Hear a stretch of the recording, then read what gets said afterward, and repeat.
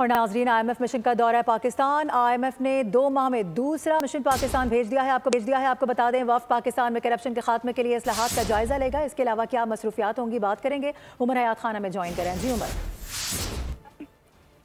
2 माह में दूसरा मिशन पाकिस्तान भेजा है और वक्त पाकिस्तान में गवर्नेंस में बेहतरी और करप्शन के खात्मे के लिए जो इस्लाहात हैं उसका जायजा लेगा। और IMF मिशन जो है वो 30 मुख्तलिफ महकमों से मुज़ाकरात करेगा। वज़ारत खजाना, स्टेट बैंक, SDR, मनसूबाबंदी कमीशन और निष्कारी कमीशन इन महकमों में शामिल हैं।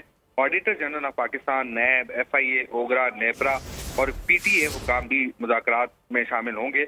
और IMF मिशन से बैंकिंग सेक्टर, तामीराती और शुगर सेक्टर में मुसाबिकत के जायजे के हवाले से भी बातचीत होगी।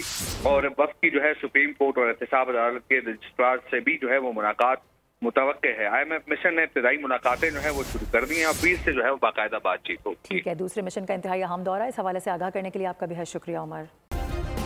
सब्सक्राइब करें और बेल दबाएं ताकि कोई खबर रह न जाए।